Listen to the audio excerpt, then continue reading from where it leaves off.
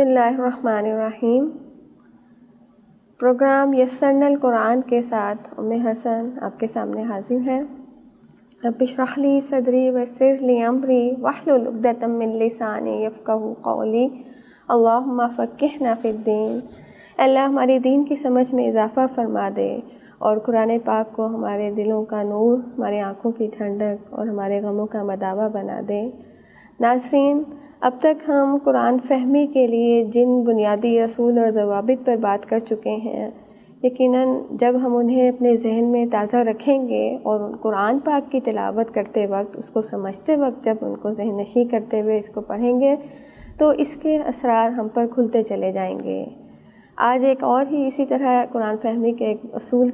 کو لے کر میں آپ کے سامنے حاضر ہوں۔ بات یہ ہے کہ اللہ تعالیٰ نے اس کلام پاک کو جب ہمارے لیے اتارا اور خود ہی یہ فرمایا کہ یہ قرآن ہمارے لیے آسان ہے، لیکن اس کے اندر اتنی گہرائیاں اور اتنی عمیق گہرائی اور مفہوم کی وضاحت اور سمندر موجود ہیں کہ اس سے آج تک بھی کوئی سیراب نہ ہو سکا اور نہ قیامت تک ہو سکے گا کہ جب بھی اس پر کوئی غور و فکر کرتا ہے، اس کو پڑھتا ہے اور اس کے اسرار و رموز اس پر مزید کھلتے چلے جاتے ہیں۔ لیکن آج کا جو میرا موضوع ہے اس میں فہم قرآن ایک ذرا یونیک طریقے سے انشاءاللہ ہمارے سامنے آئے گا۔ بات یہ ہے کہ جب ہم قرآن کی تلاوت کرتے ہیں تو اس وقت قرآن پاک ہمیں محسوس ہوتا ہے کہ اس کی ساری تدبیروں کے باوجود ہم شاید قرآن کی روح سے آشنا نہیں ہوئے۔ اس کی ایک بنیادی وجہ تو یہ بھی ہو سکتی ہے کہ شاید ہماری زبان عربی نہیں،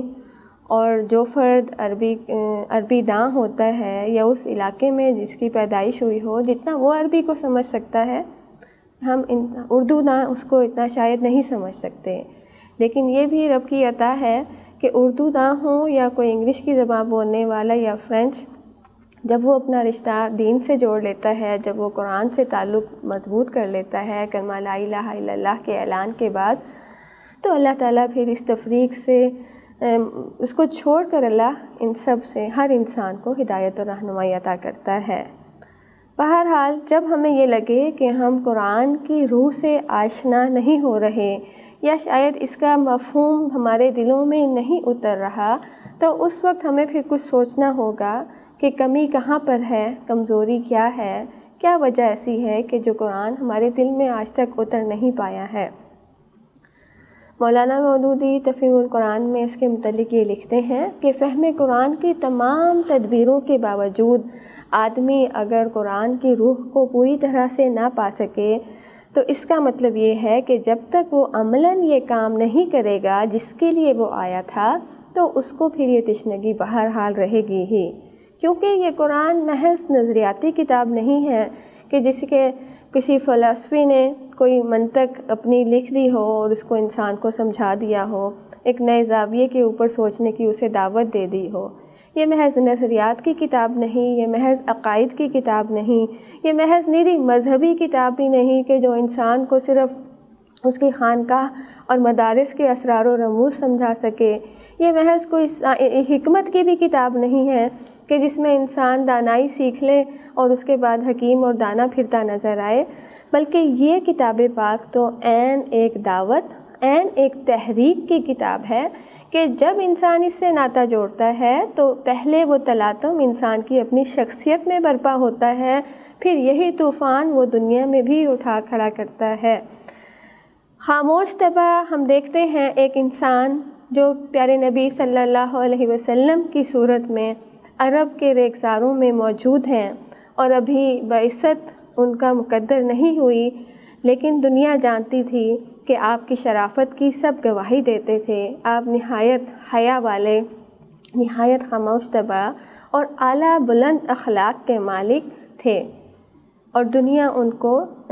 امانت اور دیانت کے نام سے ان کا ایک ان کا سمبل تھا جسے وہ قرار دیا جاتا تھا پیارے نبی صلی اللہ علیہ وسلم کو۔ چنانچہ دنیا نے یہ دیکھا، تاریخ اس پر گواہ ہے کہ وہ ایسا فرد گوشہ اذلت سے نکلا، جیسا کہ میں نے پہلے بھی اس کا ذکر کیا تھا کہ اتر کر ہرا سے سوئے قوم آیا اور ایک نسخہ کیمیا ساتھ لایا۔ جب اللہ رب العزت کی طرف سے سورہ علق کی ابتدائی آیات نازل ہوئیں تو ہم سبھی جانتے ہیں کہ آپ صلی اللہ علیہ وسلم اس دور میں غار حرا کی طرف رجوع کرتے تھے، وہاں تشریف لے جاتے تھے، مراقبہ فرماتے، اللہ کی ذات، اللہ کی بنائی ہوئی کائنات کے اوپر غور و فکر کرنے کے لیے وہاں تشریف لے جاتے تھے۔ تو اس گوشہ عزلت میں بہرحال پیارے نبی صلی اللہ علیہ وسلم نے اپنے رب کو پا لیا، اور اللہ تعالیٰ نے وہیں پر جبرائیل امین کو بھیجا اور قرآن پاک کی ابتدائی آیات اقرأ بسم ربک الذی خلق کے ساتھ نازل کی گئیں۔ چنانچہ پھر ہم نے یہ دیکھا کہ اللہ تعالیٰ نے اس فرد واحد کے ذریعے پیارے نبی کریم صلی اللہ علیہ وسلم رحمت للعالمین کے ذریعے ان کو ایسے قوم کے سامنے لا کھڑا کیا کہ جو بت پرستی میں ماہر تھی، جو شرک میں ماہر تھی، جن کے ہاں ظلم و زیادتی جو ہے وہ ایک رواج پا چکی تھی، جو وعدوں کو وفا نہ کرتے تھے، جو بات بات پر تلواریں اپنی نیاموں سے نکال لیتے تھے، جہاں باطل تو موجود تھا لیکن حق کا نام لینے والے کو شاید پسند نہیں کیا جاتا تھا، اور جن کے پاس حق موجود تھا وہ بھی حق کو چھپا کر راضی تھے، وہ بھی حق کے اوپر لبادے پہنا پہنا کر خوش ہوا کرتے تھے، وہ بھی حق کو توڑ مروڑ کر پیش کرتے تھے۔ چنانچہ ایسے میں کسی ایسے شخص کا کھڑا ہو جانا کہ ان تمام جھوٹے خداؤں کی جو نفی کر دے، جو شرک کو باطل قرار دے دے، جو لکڑی اور پتھروں سے تراشے گئے بتوں کو یہ کہے کہ یہ خدا نہیں ہے، تو جانیے اور سوچئے، اس تصور میں لائیے اس منظر کو کہ اس شخص کو ایسا نہ ہوا کیا کہ کسی نے ان کو مجنوں قرار دیا، کسی نے ان کو دیوانہ قرار دیا، کوئی آپ صلی اللہ علیہ وسلم پر پتھر برساتا، سنگباری کی جاتی، کوئی آپ کے راستے میں کانٹے بچھا دیتا۔ چنانچہ یہ فرد واحد ہمارے اور آپ کے پیارے نبی کریم صلی اللہ علیہ وسلم ڈٹ کر کھڑے ہو گئے، کیونکہ انہیں اپنے کلمے کا، کلمہ حق ہونے کا یقین تھا، اور پیارے نبی فرمایا کرتے تھے قولوا لا الہ الا اللہ، کہہ دو تم لا الہ کہہ دو تفلحوا، تو تم فلاح پا جاؤ گے، اور کہیں وہ فرماتے کہ تم صرف اس ایک کلمے کو تسلیم کر لو تو عرب اور عجم تمہارے زیر نگیں ہو جائیں گے۔ لہٰذا ہم نے دیکھا کہ یہ کلمہ گو انسان جو حق کو لے کر باطل کے مقابلے میں کھڑے ہو گئے، جنہوں نے خدا سے پھری ہوئی انسانیت کو دنیا کے سامنے لا کھڑا کیا تھا، صرف اور صرف ان کے پاس یہی کتاب پاک تھی جس کی رہنمائی کے ذریعے انہوں نے باطل کو للکارا، وقت کے کفر و فسق کے علمبرداروں کو اس سے لڑا دیا، اور ظلم کے ایوانوں میں تلاطم برپا کر دیا۔ پھر آگے ہم دیکھتے ہیں کہ یہی پیارے نبی ہیں کہ جنہوں نے گھر گھر سے سعید روح اور پاکیزہ نفس کو کھینچ کھینچ کر لائے گئے لوگوں کو حق کے ایک جھنڈے تلے جمع فرمایا، اور ان فرد واحد کی پکار پر ہم نے دیکھا کہ پیارے نبی صلی اللہ علیہ وسلم نے اپنے کام کا آغاز فرمایا، اور یہ کام، یہ جد و جہد، یہ مشقتیں، یہ مظالم آپ اور آپ صلی اللہ علیہ وسلم کے پیروکار اس وقت تک سہتے رہے، اس وقت تک انہوں نے اپنی جد و جہد کو جاری رکھا کہ جب تک کہ حکومت الہیہ کا قیام نہیں ہو گیا۔ اور ہم جانتے ہیں کہ آپ کے ساتھ صحابہ کرام کی محنتوں میں اس کے بعد دنیا نے دیکھا کہ وہ عرب کے ریگزار، وہ خانہ خدا میں رکھے گئے 360 بت، ان کو نکال دیا گیا، اور محض اس میں صرف 23 سال کا عرصہ لگا، اور اللہ نے اس دنیا میں، اس سرزمین کے اوپر اسلامی ریاست مدینہ منورہ کے نام سے اللہ نے اس کا قیام فرما دیا، اور اس کے پیچھے پوری وہ سب کہانی اور پورے وہ سب واقعات اور وہ سب جد و جہد اور کوششیں ہیں جنہیں آپ صلی اللہ علیہ وسلم نے جاری و ساری رکھا تھا۔ چنانچہ بات یہ ہے کہ یہ کتاب پاک ہمیں یہ سکھاتی ہے کہ اگر آپ کو اس کا فہم چاہیے تو اس کے لیے آپ کو انہی راہوں سے گزرنا ہوگا، اس کے لیے آپ کو ہر اس وادی سے گزرنا ہوگا جس کے اوپر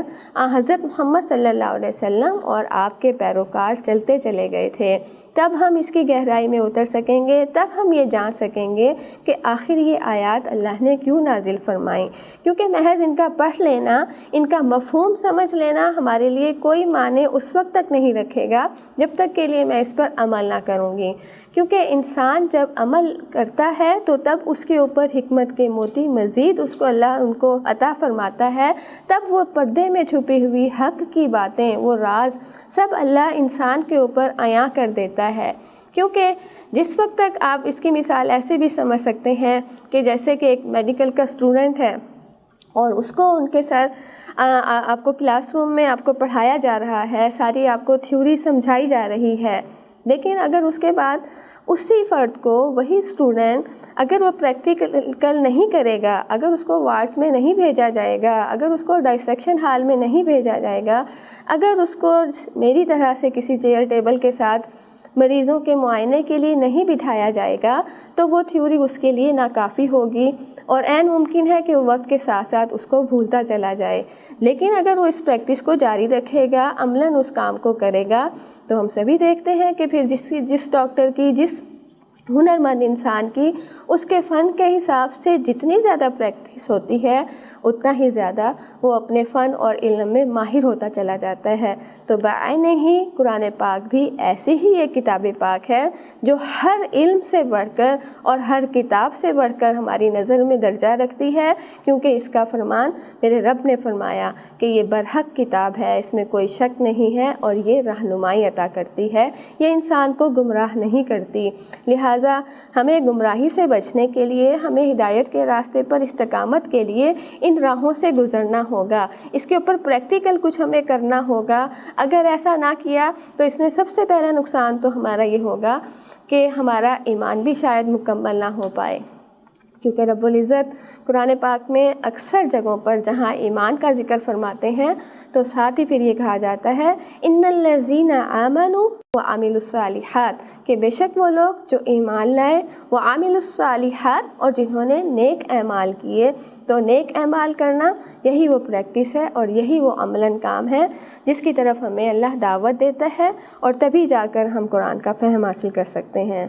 چنانچہ آگے ہم دیکھتے ہیں کہ یہ کیسے ممکن تھا کہ آپ سرے سے نزاع کفر و دین اور مارکہ اسلام اور جاہلیت کے میدان میں قدم ہی نہ رکھیں، اور ہم پھر اس کے بعد یہ دعویٰ کریں کہ قرآن کو میں نے سمجھ لیا ہے۔ ایسا شاید ممکن کبھی بھی نہ ہو پائے گا، اور قرآن کے الفاظ پڑھ کر اس کی ساری حقیقتیں ہم پر کبھی نہ کھل پائیں گی جب تک کہ میں اس پر عمل نہ کروں گی، کیونکہ قرآن پاک صرف ایک تھیوری کی کتاب نہیں ہے، قرآن تو ایک رہنمائی ہے، قرآن تو ایک راستہ ہے، ایک گائیڈ لائن ہے جو ہمیں اپنی منزل کا پتہ دیتی ہے، اور وہ منزل جو انسان کو جنت کی طرف لے جاتی ہے۔ پھر آگے ہم یہ دیکھتے ہیں کہ ہم پر آخر ایسی کون کون سی حکمتیں بے نقاب ہوتی ہیں۔ اگر ہم اس کا تھوڑا سا بھی جائزہ لیں کہ دیکھیں سورہ بقرہ جس کو ابھی ہم نے شروع کی ہے پڑھنا، اس میں اللہ تعالیٰ نے ابتدائی رکوعات میں ہی انسانوں کی 2-3 طرح کی کیٹیگری کا ذکر فرما دیا، کفار کا، منافقین کا، مومنین کا، ٹھیک، محسنین کا اور مشرکین کا۔ چنانچہ جب جس کا ذکر ہوتا ہے تو ویسا ہی سلوک اور ویسا ہی عمل ہمیں قرآن آیت کے ذریعے ہمیں سمجھا دیتا ہے۔ کہیں ابو جہل اور ابو لہب نظر آتے ہیں، اور کہیں مؤلفۃ القلوب کرنے والے، دل کی غم گساری کرنے والے حضرت محمد صلی اللہ علیہ وسلم ہیں، جو اپنے ساتھیوں کے ساتھ دین و ایمان کی دعوت دے رہے ہیں۔ اسی کو مولانا نے سلوک قرآنی بھی کہا، اور اسی کے مطابق اللہ ہمیں اخلاقی تعلیمات بھی سکھاتے ہیں۔ جیسے آپ کو میں ایک مثال دوں کہ جیسے ہم انشاءاللہ جب سورہ حجرات کو پڑھیں گے تو سورہ حجرات کا ایک نام سورہ اخلاق بھی ہے، تو یہی وہ مینرز ہیں، یہی وہ اخلاقیات ہے جس کی بہتری کے لیے انسان کے پاس قرآن آیا، اور یہ اخلاق ہمارے تبھی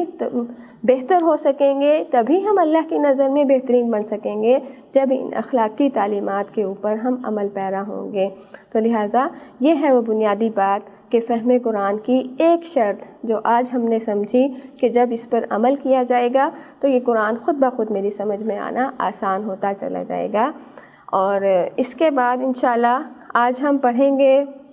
سورہ بقرہ کا اگلا رکوع، اور اس کی ہم بات کرتے ہیں، اور میں آگے شروع کرتی ہوں اسے پڑھنا، لیکن اس وقت ہم لیں گے ایک چھوٹی سی بریک اور پھر حاضر ہوتے ہیں۔ اعوذ باللہ من الشیطان الرجیم، بسم اللہ الرحمن الرحیم۔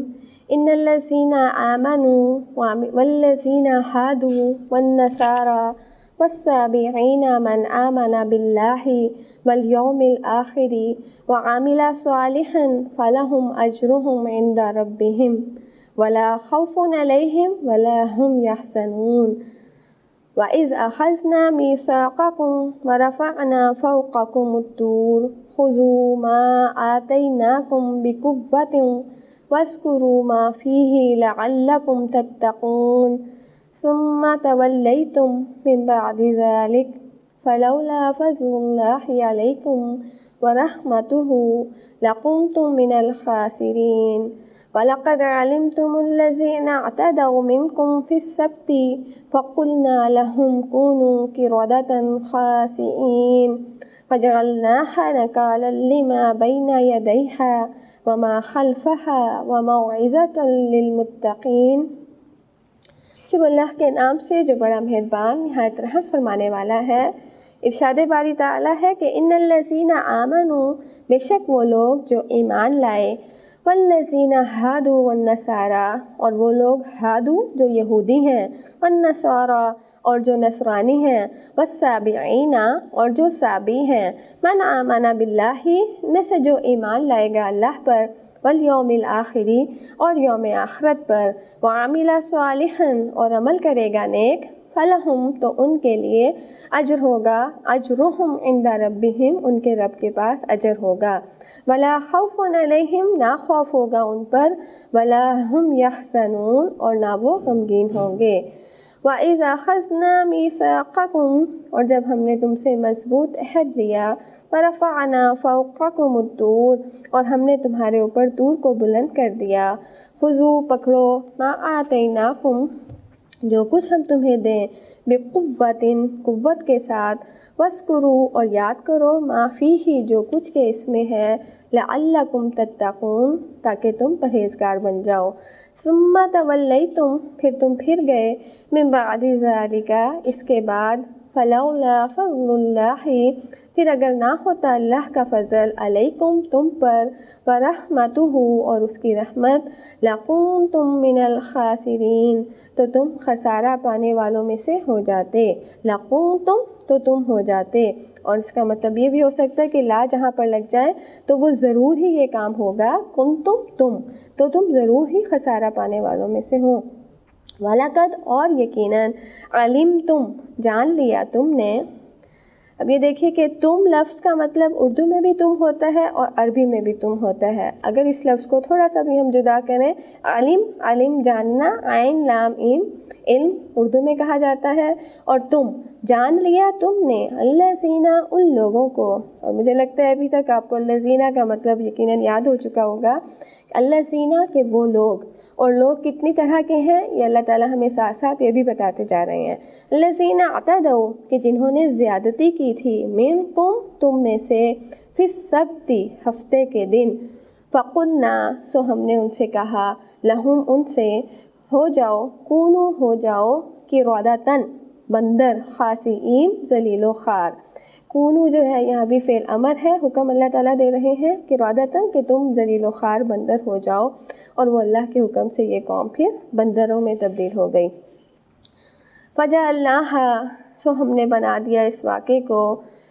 نَكَالًا لِمَا عبرت کا باعث، لِمَا بَيْنَ يَدَيْهَا اس سے جو اس سے آگے تھے، وَمَا خَلْفَهَا اور جو اس سے پہلے آنے والے تھے، وَمَوْعِظَةً اور اس کے اس واقعے میں نصیحت ہے، لِلْمُتَّقِينَ پرہیزگاروں کے لیے۔ ناظرین، یہ کچھ آیات ہیں جو ابھی میں نے آپ کے سامنے تلاوت کی، اور اس میں اللہ تعالیٰ نے اب ان لوگوں کا ذکر کیا۔ یاد رہے کہ ہم سورہ بقرہ پڑھ رہے ہیں، اور سورہ بقرہ میں ہم نے اب تک جس قوم کا ذکر سمجھا اور پڑھا ہے وہ قوم بنی اسرائیل کی قوم ہے، کہ اللہ تعالیٰ ان کے واقعات ہمیں یاد دلا رہے ہیں۔ مجھ سمیت اکثریت سے یہ غلطی ہوتی ہے کہ جب بھی ہم قرآن کو سمجھتے ہیں، کوئی واقعات پڑھتے ہیں، تو ذہن میں سب سے پہلا خیال یہی آتا ہے کہ اچھا یہ تو فلاں قوم کی بات ہے، اچھا یہ میرے لیے تو نہیں ہے، یہ تو اللہ تعالیٰ نے اس قوم کی بات کی ہے، گویا ہم پہلے سے ہی اپنے آپ کو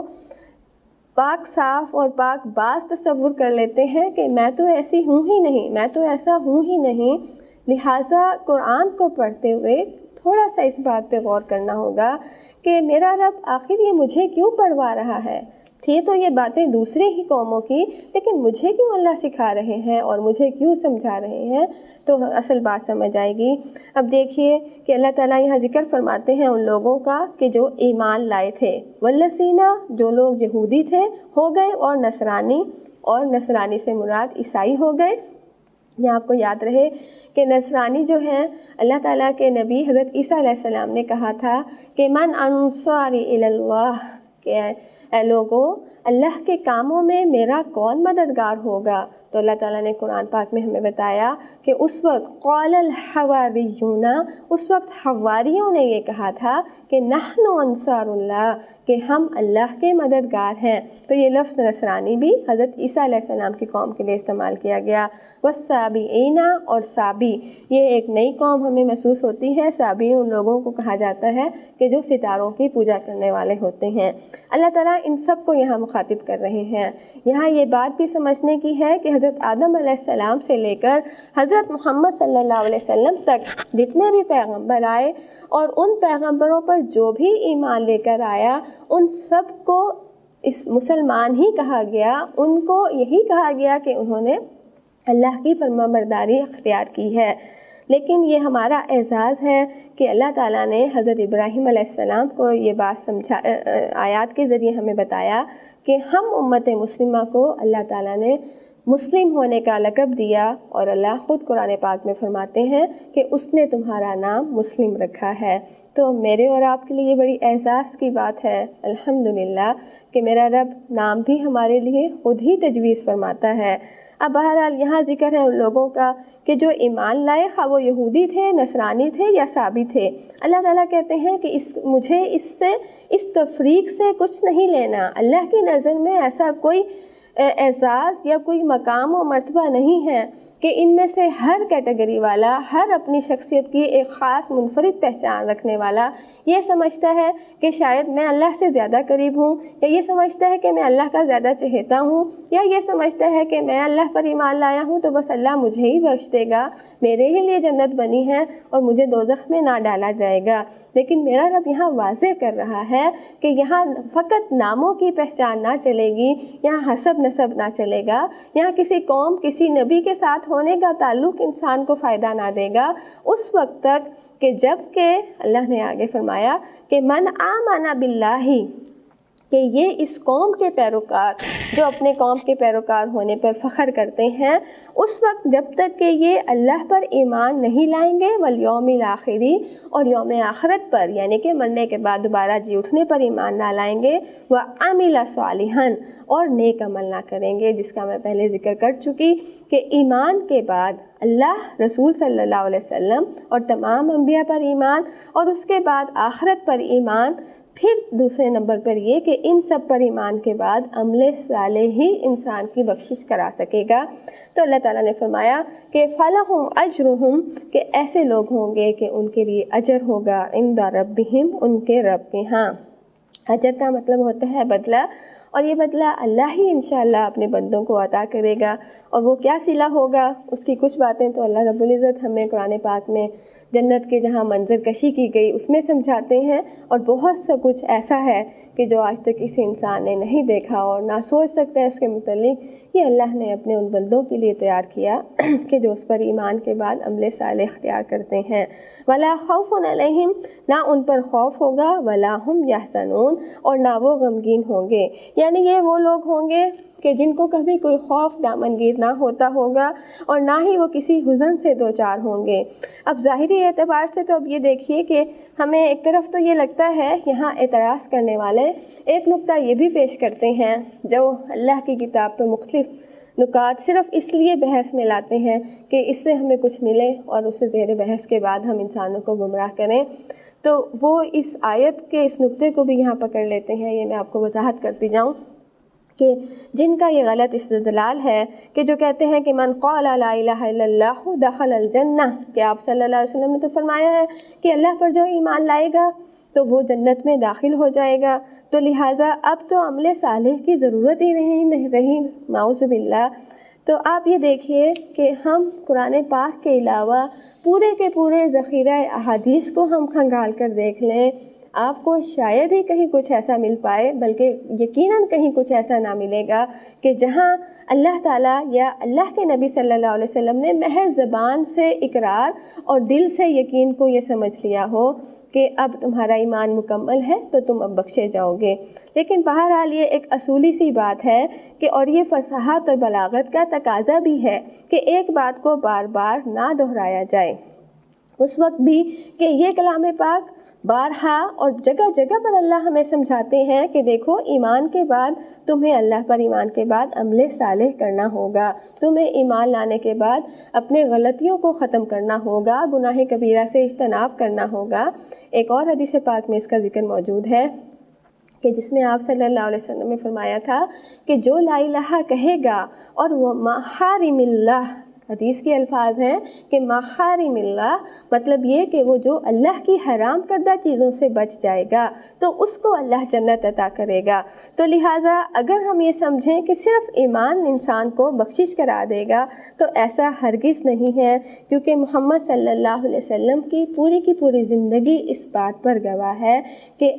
جب آپ کو نبوت عطا کی گئی تو اس کے بعد آپ ایک پل کے لیے بھی چین سے نہ بیٹھے، اور آپ نے خود بھی جد و جہد اور مشقت فرمائی اور اپنے ساتھیوں کو بھی عمل صالح کا درس دیا۔ اور انسان کی یہ فطرت اور عقل بھی اس بات کو تسلیم نہیں کرتی کہ جس بات کا آپ زبان سے دعویٰ کر رہے ہیں عملاً اس کا انکار کرتے چلے جائیں۔ یہ تو محض ان لوگوں کے بہانے تھے کہ جس کی وجہ سے وہ قرآن کی ان آیات پر عمل سے بچنا چاہتے تھے، لیکن میرا رب خوب جانتا ہے کہ جو ایمان کے بعد عمل کرے گا تو انشاءاللہ وہ رب کے ہاں اجر بھی پائے گا۔ رہی بات یہ کہ ولا خوف علیہم ولا ہم یحزنون، کہ ایسے لوگوں پر اللہ کا نہ خوف ہوگا بندوں کا اور نہ ہی وہ غمگین ہوں گے، اور یہ بات دنیا اور آخرت ہر دو جگہوں کے لیے ہے۔ آپ یہ دیکھیے کہ جو اللہ پر ایمان لے آتے ہیں تو اللہ ان کو ایسا یقین محکم عطا کر دیتا ہے کہ پھر وہ دنیا کی سپریم طاقت کے سامنے بھی جانے سے ہچکچاتے نہیں ہیں۔ ہم نے دیکھا، تاریخ ہمیں بتاتی ہے، کتابوں میں یہ الفاظ موجود ہیں اور اس کے گواہ ہیں کہ حضرت سعد بن ابی وقاص رضی اللہ تعالیٰ عنہ جب ایران کے دربار میں پہنچتے ہیں اور شہنشاہ کے پاس بالکل سادہ فقیری سا لباس ان کا ہے، لیکن ان کی تلوار ہے کہ جسے نیام سے انہوں نے نکالا ہے، اور وہ ایران کے شہنشاہ کے محل کے اندر اس میں موجود قالین میں اپنے تلوار کو گاڑتے ہوئے اور بڑے یقین اور بڑے فخر سے سر کو بلند کرتے ہوئے بادشاہی وقت کے سامنے حاضر ہوتے ہیں، اس لیے کہ وہ اللہ پر ایمان رکھتے تھے اور انہیں اللہ کے سوا کسی کا خوف نہ تھا۔ ابھی حال ہی میں ہم نے دیکھا کہ طالبان کے جو سوکھی روٹی اور پانی پر گزارا کرنے والے مجاہدین تھے، کیونکہ ان کا اللہ پر ایمان تھا، اور وہ لوگ بھی اس بات پر اس کی گواہی دیتے ہیں کہ ایسے لوگوں کو انہوں نے شکست دے دی کہ جن کے پاس پوری طاقتیں تھیں، جن کے پاس اسلحہ تھا، جن کے پاس ٹیکنالوجی تھی، جن کے پاس پوری دنیا کا ایک رعب جمانے کا ایک ٹہکا تھا، لیکن ان کے سامنے وہ کچھ نہ کر سکے، اور بہرحال اللہ نے ان کی مدد کی اور ان کو شکست دی۔ اور رہی بات یہ کہ ولا ہم یحزنون، نہ وہ غمگین ہوں گے، لہٰذا اللہ پر ایمان لانے والے کبھی بھی غمگین نہیں ہوتے، کیونکہ وہ رب پر توکل کرتے ہیں، ان کے ساتھ جو معاملہ ان کا رب کرتا ہے وہ اس کی رضا میں راضی رہتے ہیں، تو پھر غمگین ہونے کی وجہ ہی نہیں بنتی۔ میں ساتھ ہی اس کی بھی وضاحت کرتی چلوں کہ یہ دیکھیے کہ آج ہمارے پاکستانی معاشرے سمیت پوری مسلم عموماً پاکستانی معاشرے میں یہ چیز آج موجود ہے کہ ہمارے ہاں وہ کلینک اور ہسپتال بڑھتے چلے جا رہے ہیں جہاں پر انسان کو اینٹی ڈپریسنٹ میڈیسن دی جاتی ہیں کہ ہم کیوں پریشانی کا شکار ہوں۔ کیوں وہ پریشان ہو کہ جس کا رب خدا ہے؟ کیوں ہمارا یقین اس پر محکم نہیں ہوتا کہ میرا رب سب سے بہترین میرا وکیل ہے اور میرے لیے وہ جو بھی فیصلہ فرمائے گا تو وہ میرے حق میں ہی ہوگا؟ لہٰذا اللہ اس دنیا کے حزن کو بھی ختم کرتا ہے اور آخرت میں تو اس بندے کے لیے حزن ملال کا کوئی سوال ہی پیدا نہ ہوگا انشاءاللہ، کہ جس نے اپنی زندگی اللہ کی بندگی میں گزاری ہوگی۔ آگے اللہ فرماتے ہیں کہ جب ہم نے تم سے عہد لیا اور تمہارے اوپر طور کو بلند کیا تو فرمایا کہ پکڑو جو کچھ کہ ہم نے تمہیں دیا قوت کے ساتھ، اور یاد کرو جو کچھ اس میں ہے تاکہ تم پرہیزگار بن جاؤ۔ اب آگے اللہ تعالیٰ اس قوم کا ذکر کر رہے ہیں کہ جن کو اللہ نے کتاب عطا کی تھی، جو حضرت موسیٰ علیہ السلام کے پیروکار تھے، اور اس کوہ طور کو یہ دیکھیے کہ یہ بھی ایک عجبی معاملہ تھا کہ اللہ تعالیٰ نے طور جیسے بلند و بالا پہاڑ کو ان لوگوں کے اوپر بلند کر دیا جیسا کہ چھتری بلند ہوتی ہے، اور یہ رب کی شان ہے کہ وہ جو چاہے اور جیسا چاہے وہ کرنے پر قادر ہے۔ اور اس حالت میں ان سے جب اللہ نے عہد لیا، لیکن یہ قوم تھی، میثاق کہتے ہیں اس مضبوط معاہدے کو، اس ایگریمنٹ کو کہ جس کے اوپر جب ہم دستخط کر دیتے ہیں، جس کے آمنے سامنے ہم روبرو کوئی عہد لے لیتے ہیں تو اس کو پورا کرنے کی کوشش کی جاتی ہے۔ لیکن یہ وہ لوگ تھے کہ جن کو عہد لیا تھا اور انہیں میرے رب نے یہ ہدایت کی تھی اور یہ کہا تھا کہ دیکھو کہ جو کچھ کہ اس میں تمہیں دیا جا رہا ہے اسے تم قوت سے پکڑ لو اور اسے یاد کرو تاکہ تم بچ جاؤ، مطلب گناہوں سے بچ جاؤ، تاکہ تم جہنم کی آگ سے بچ جاؤ۔ لیکن اس قوم نے یہ کیا کہ میرے رب نے ہمیں بتایا کہ ثم تولیتم، پھر تم اس کے واقعے کے بعد پھر، اور اگر اللہ کا فضل نہ ہوتا تو پھر کیا ہوتا کہ تم خسارہ پانے والوں میں سے ہو جاتے۔ آگے میرا رب کیا فرماتا ہے اس کے لیے ابھی ہم لیں گے چھوٹی سی بریک اور انشاءاللہ پھر حاضر ہوتے ہیں۔ ہم بات کر رہے تھے کہ اللہ تعالیٰ نے جب اس بنی اسرائیل کی قوم سے مضبوط عہد لیا اور اس معجزانہ کیفیت کو پیدا کر کے اللہ تعالیٰ نے ان کے دلوں پر وہ ہیبت طاری کی تھی کہ شاید اس خشیت سے ان کے دل ڈر جائیں اور وہ اللہ کی عظمت اور اللہ کے مقام اور جلال کو جان کر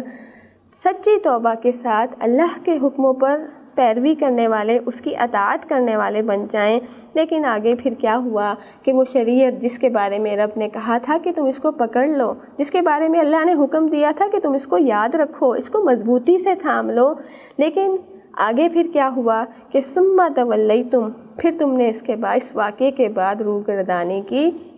اور تم پھر گئے۔ یہ ایسا ہوا کہ اگر اللہ کا فضل نہ ہوتا تو تم خسارہ پانے والے ہو جاتے اور اس کی رحمت تمہارے ساتھ نہ ہوتی۔ یہ وہ لوگ تھے کہ جنہیں جو اللہ کے نبی حضرت موسیٰ علیہ السلام کے ساتھ سینا کی وادی میں جن کو داخل کیا گیا تھا، اور ہم پیچھے پڑھ چکے ہیں کہ جب انہوں نے ہتاتن لفظ کی بجائے ہنتاتن کہا، اللہ کی نافرمانی کی، پھر بھی اللہ نے انہیں معاف کیا۔ پھر اب یہ طور کے بلند کرنے کا واقعہ پھر ہم نے آگے پڑھا، پھر انہوں نے اس کو بھلا دیا۔ اب آگے اللہ ان کے ایک اور واقعے کا ہم سے ذکر کرتے ہیں اور ہمیں یہ بتاتے ہیں۔ یہاں رک کر تھوڑا میں اس بات کا پھر سے تذکرہ کروں گی کہ یہ محض ان قوموں کے تذکرے نہیں ہیں کہ جنہوں نے اللہ کی نافرمانی کی تھی اور وہ زیادتی کا شکار ہوئے اور ان پر اللہ نے لعنت کی، تو بلکہ یہ میرے لیے اس بات کی یاد دہانی ہے کہ دیکھو گناہ مجھ سے بھی سرزد ہوتے ہیں۔ زندگی کا کوئی دن ہی شاید وہ بڑا خوش قسمت دن ہوگا کہ جس میں مجھ سے کوئی گناہ سرزد نہ ہوتا ہوگا اور اللہ کی اطاعت و فرمانبرداری میں میرا وہ دن گزرتا ہوگا۔ تو لہٰذا یہ باتیں ہم سے اس بات کی یاد دہانی اور گویا عہد لیتی ہیں کہ تمہیں اللہ کی نافرمانی سے بچنا ہے، وگرنہ تم بھی لَكُنْتُمْ مِنَ الْخَاسِرِينَ، وگرنہ تم بھی خسارہ پانے والوں میں سے شامل ہو جاؤ گے۔ اب اللہ تعالیٰ اسی قوم کا پھر دوبارہ ذکر کر کے ہمیں ایک اور واقعہ دکھاتے اور سناتے ہیں۔ اللہ نے کہا کہ وَلَقَدْ عَلِمْتُمُ الَّذِينَ، کہ تم نے خوب ان لوگوں کو بھی جان لیا کہ جنہوں نے ہفتے کے دن زیادتی کی تھی۔ یہ بات آپ کو یاد ہوگی کہ قوم یہود جو ہے وہ ہفتے کے روز ان کا دن جو ہے وہ عبادت کا دن شمار کیا جاتا ہے، اور آج بھی قوم یہود ہفتے کے دن کو ریگولر عبادت کے لیے اپنے اللہ کی، اپنے اس کے پیغمبر کی اطاعت کے لیے انہوں نے مختص کر رکھا ہے، اور عیسائیوں کی عبادت کا دن اتوار اور مسلمانوں کی عبادت کا دن اللہ نے جمعے کو مطلب ایک خاص مقام عطا فرمایا ہے جمعے کے دن کو۔ لہٰذا اس قبیلے کو اللہ نے حکم دیا تھا کہ دیکھو تم ہفتے کے دن صرف میری اطاعت میں گزارو گے اور تم اپنا کوئی روزگار اس کے ساتھ وابستہ نہ کرو گے۔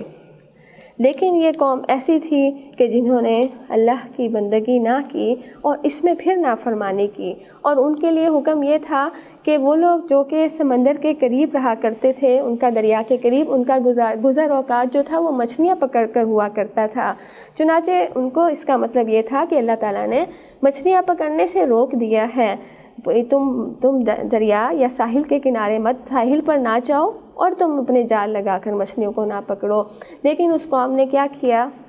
کہ تفاسیر میں اس واقعے کا ذکر یوں موجود ہے کہ وہ خود تو وہاں نہ پہنچتے، البتہ انہوں نے اپنے گھر کے رستے تک، میں نے بتایا کہ وہ قریب رہا کرتے تھے، تو ایسی نالیاں اور ایسے رستے بنا لیے کہ جس میں پانی کے ساتھ ساتھ مچھلیاں بھی ان کے گھر تک تاکہ بآسانی پہنچ جائیں، اور وہ رب کو یہ کہہ سکیں کہ دیکھو ہم نے تو مچھلیاں نہیں پکڑی۔ اور اللہ کی طرف سے ان کے لیے آزمائش یہ بھی تھی کہ کہا جاتا ہے کہ اس دن شرعاً، مطلب یہ کہ اچھل اچھل کر ان کے سامنے وہ مچھلیاں آیا کرتی تھیں، کیونکہ یہ آزمائش تھی، اور اللہ ان کو پہلے کئی مرتبہ الٹیمیٹم بھی دے چکے تھے، کئی مرتبہ معاف بھی فرما چکے تھے، کئی مرتبہ اللہ نے ان کی غلطیوں کو تائیوں سے صرف نظر فرمایا۔ لہٰذا اب جو یہ بڑا حکم تھا، اس سخت حکم میں اللہ نے ان کی آزمائش یوں بھی کی کہ وہ مچھلیاں اچھل اچھل کر سامنے آتی، اور اللہ کا حکم تھا کہ تمہیں اللہ کی عبادت کرنی ہے۔ البتہ جب یہ قوم پھر اللہ کی فرمانبرداری سے منہ موڑتی ہے تو اب اللہ کا جو جلال ہے، دنیا نے دیکھا کہ رب العزت نے ان کو ایسی سزا دی کہ جو شاید آج تک اس سے پہلے کسی قوم کو اللہ کی نافرمانی پر نہ دی گئی تھی، الا یہ کہ احادیث مبارکہ میں یہ بات موجود ہے۔ آپ صلی اللہ علیہ وسلم نے فرمایا، جس کا مفہوم کچھ یوں ہے کہ جب انسان قیامت کے قریب مسلمان اللہ کی نافرمانی کریں گے، جب وہ شراب، رقص و موسیقی، زنا اور اسی طرح کے غلط کاموں میں مصروف ہو جائیں گے، ایک طویل حدیث کا مفہوم ہے کہ اس وقت تم انتظار کرنا سرخ آندھیوں کا، اس وقت تم مسلسل پے در پہ اللہ کی طرف سے فتنوں کے اترنے کا، سرخ آندھیوں کا انتظار کرنا، اور اس وقت چہروں کے مسخ ہونے کا انتظار کرنا کہ اللہ ایسے قوم کو کہ جو یہ غلط کام اور گناہ کرے گا ایسی سزائیں دے گا۔ چنانچہ بنی اسرائیل کی قوم کے لیے اللہ کی طرف سے حکم آیا کہ پھر ہم نے ان سے کہہ دیا کونوا قردۃ خاسئین، کہ تم ذلیل و خوار بندر ہو جاؤ، اور اس واقعے کو ہم نے عبرت کا سامان بنا دیا اس لوگوں کے لیے بھی جو ان کے سامنے موجود تھے، اور ان کے لیے بھی جو ان کے بعد آنے والے تھے، اور یہ ایک نصیحت اور سبق آموز بات بنا دی اہل تقویٰ کے لیے۔ یہاں بھی مفسرین اس بات کی بحث کرتے ہیں کہ کچھ لوگوں کا یہ خیال تھا کہ شاید ان کی جو مینٹلٹی ہے، مطلب یہ کہ ان کی ذہنی جو اپروچ تھی اس کو بندروں جیسا بنا دیا گیا تھا کہ وہ بندروں جیسی حرکتیں کرتے تھے، اور جسم ان کا بندر تھا، وہ انسان تھا لیکن حرکتیں ان کی بندروں جیسی تھی۔ لیکن یہاں بھی مولانا مودودی رحمۃ اللہ علیہ اپنی تفسیر میں اس بات کا ذکر یوں فرماتے ہیں کہ غالباً امکان یہ ہے، اور یقیناً ایسا ہی ہوا ہوگا واللہ عالم، کہ اللہ نے جب قرآن میں فرما دیا کونوا قردۃ، تو قردۃ تو بہرحال اسی کو کہا جائے گا کہ جو بندر ہوتا ہے، جو بندر کی سی حیت رکھتا ہے۔ تو اس لیے اللہ نے ایسے لوگوں کو جس نے اس وقت ان کی نافرمانی کی تھی ان کو بندروں کی شکل میں ہی بنا دیا تھا، ان کی جسمانی ساخت کو ہی بندروں میں تبدیل کر دیا گیا تھا، اور وہ اپنے گھروں میں رہتے تھے، کیونکہ اس واقعے کو اللہ نے عبرت بنانا تھا کہ وہ انسان جو اپنے گھروں میں موجود ہیں مگر رب کے نافرمان ہیں تو ان کو اپنی بقیہ زندگی استغفر اللہ بندروں کی صورت میں گزارنا پڑی۔ آگے اللہ فرماتے ہیں کہ وَإِذْ قَالَ مُوسَىٰ لِقَوْمِهِ إِنَّ اللَّهَ يَأْمُرُكُمْ أَن تَذْبَحُوا بَقَرَةً، کہ اور جب موسیٰ علیہ السلام نے کہا اپنی قوم سے کہ بے شک اللہ تمہیں اس بات کا حکم دیتا ہے کہ تم گائے ذبح کرو، قالوا، تو وہ کہنے لگے اتتخذونا ہزوا، کیا تو ہم سے مذاق کرتا ہے،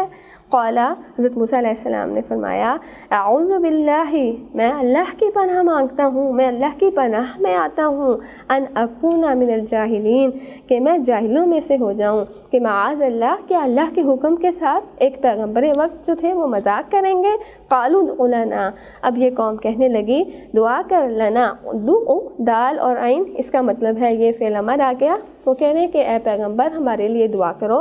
لنا ہمارے لیے، ربا کا اپنے رب سے، کہ وہ بیان کرے ہم پر ما ہیا یہ کیسی ہو۔ قالا فرمایا انہو یقولو، حضرت موسیٰ علیہ السلام کہنے لگے کہ بے شک وہ فرماتا ہے انہا بقرۃ لا فارض ولا بکر، کہ گائے جو ہے نہ بوڑھی ہو اور نہ بچی ہو۔ قالا کہا انہو یقولو، بے شک وہ فرماتا ہے کہ گائے گہرے زرد رنگ کی ہو، فاقع اللونھا، اس کا رنگ اتنا اچھا گہرا ہو، تسر الناظرین، کہ جو بھلی معلوم ہوتی ہو ناظرین۔ آپ دیکھیے کہ اردو میں بھی لفظ ناظرین استعمال ہوتا ہے، اور الحمدللہ یہاں عربی کا لفظ گویا کہ ہمارے اردو کا اور عربی کا اللہ نے ہمارے لیے ایک بڑی رحمت بنائی کہ ہم اس سے مماثلت رکھنے والی قوم ہے، کہ اللہ تعالیٰ نے کہا کہ اس گائے کا اتنا خوبصورت رنگ ہے جو دیکھنے والوں کو اچھا لگتا ہے۔ پھر آگے سے کہنے لگے قالوا ادع لنا، کہنے لگے دعا کر ہمارے لیے، ربک اپنے رب سے، یبین لنا ما ہیا، کہ وہ ہم پر بیان کرے یہ گائے کیسی ہے۔ ان البقرہ تشابہ علینا، کہ بے شک انا، بے شک بقرہ گائے، یہ یاد رہے آپ کو کہ ہم سورہ بقرہ پڑھ رہے ہیں۔ اب یہاں پر وہ لفظ آ گیا کہ جس لفظ کے اوپر اللہ تعالیٰ نے اس سورہ مبارکہ کا نام رکھا ہے، لفظ بقرہ کا مطلب ہوتا ہے گائے۔ تو وہ کہنے لگے کہ ان البقرہ، کہ بے شک گائے کے بارے میں، علینا تشابہ علینا ہمیں شبہ ہو گیا ہے، وَإِنَّا انشاءاللہ، اور بے شک ہم انشاءاللہ اگر چاہا اللہ نے، لمہتدون تو راہ پالیں گے۔ قالا، حضرت موسیٰ علیہ السلام نے کہا انہو یقولو، بے شک وہ فرماتا ہے، انہا بقرۃ اللہ، کہ بے شک گائے، لا ذلول تثیر الحرث، کہ نہ تو وہ زمین میں ہل چلاتی ہو، ولا تسقی الحرث، اور نہ کھیتی کو پانی پلاتی ہو، مسلمۃ، صحیح سالم ہو،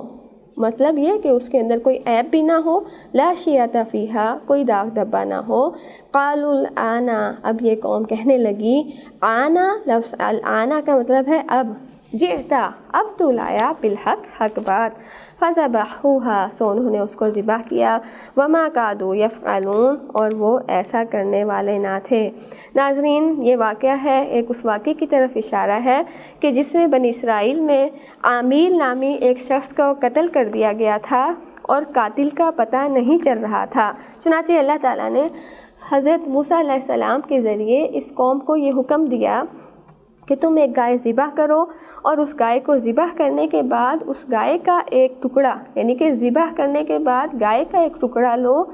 اور اس مردہ شخص کے جسم پر دے کر مارو، تو یہ شخص خود بتا پائے گا کہ مجھے کس نے قتل کیا۔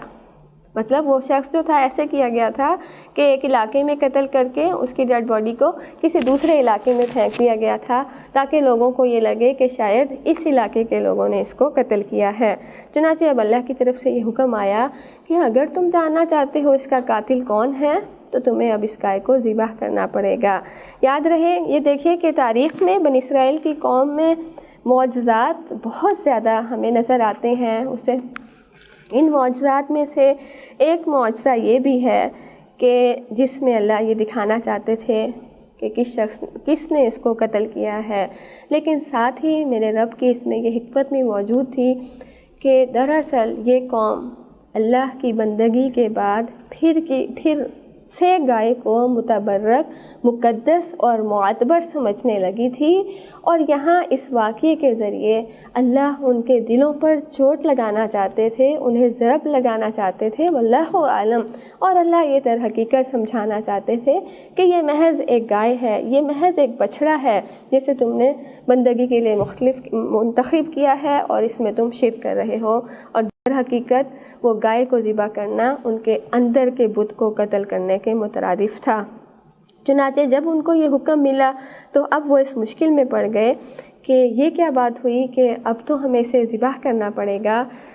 لہٰذا انہوں نے اپنے پیغمبر سے یہ کہا کہ اے موسیٰ، کیسا تو ہم سے مذاق کرتا ہے؟ تو حضرت موسیٰ علیہ السلام نے فرمایا کہ دیکھو میں تم سے مذاق نہیں کر رہا، میں تمہیں رب کا عین حکم سنا رہا ہوں۔ اب آپ یہ انسانی فطرت کو دیکھیے کہ انسان کی یہ فطرت ہے کہ جب وہ کوئی کام نہیں کرنا چاہتا جس کا اسے حکم دیا جا رہا ہوتا ہے، یا وہ کام اس کو جس وقت مشکل محسوس ہوتا ہے، تو اس وقت انسان مجھ سمیت کیا کرتا ہے کہ وہ ٹال مٹول کرتا ہے، وہ اختلاف کرتا ہے، وہ تنقید کرتا ہے، وہ ہوں ہاں میں وقت گزاری کرنا چاہتا ہے، وہ مختلف سوالات کرتا ہے۔ اور یہی کچھ بنی اسرائیل کی قوم نے کیا کہ ہمیں تو نہیں پتہ کیسی گائے ذبح کرنی ہے، اچھا اس کا رنگ بتاؤ، اس کی عمر بتاؤ، وہ کیسی ہے اور کیسی، اور میرے رب نے بھی پھر وہ ساری تفصیلات ہمیں بتا دیں۔ یہاں اس واقعے میں ہمارے لیے ایک اور سبق بھی موجود ہے کہ آپ صلی اللہ علیہ وسلم نے بھی ہمیں اس بات سے منع فرمایا کہ دیکھو اللہ کی طرف سے جب ڈائریکٹ یہ حکم آیا تھا کہ جس وقت تم پر قرآن نازل ہو رہا ہو تو تم سوال مت کیا کرو، اگر ایسا کرو گے تو تم خود مشکل میں پڑ جاؤ گے۔ اور اس میں عین حکمت ہمارے لیے شاید یہ بھی پوشیدہ ہے کہ جو حکم آپ کو جس طریقے سے ملتا ہے ہم اس کو ویسے ہی بآسانی عمل کے لیے خود سے شروع کر دیں اس پر عمل، کیونکہ جب میں اس پر عمل نہیں کروں گی اور سوال، تو ان کو ایسا کرنا ہی نہ تھا کہ وہ ساری حجتیں ان پر اتمام ہو چکی تھیں، کہ وہ ساری نشانیاں ان کو نظر آ گئیں اور عین گائے کو انہوں نے اسے ذبح کیا، اور اللہ نے فرمایا کہ فَذَبَحُوهَا، انہوں نے اس کو ذبح کیا اور وہ ایسا کرنے والے نہ تھے۔ چنانچہ اللہ کو پتہ تھا کہ یہ قوم اس کو ذبح کرنے والی نہیں ہے، تو اللہ نے یہاں ہمیں بتا دیا کہ وہ قوم کہ جب رب کی نافرمانی پر آتی ہے تو وہ مختلف تنقید اور اعتراضات کے ذریعے بچنا چاہتی ہے۔ اللہ ہمیں اپنے رب کے احکامات پر من و ان عمل کی توفیق عطا فرما دے۔ وما علینا الا البلاغ۔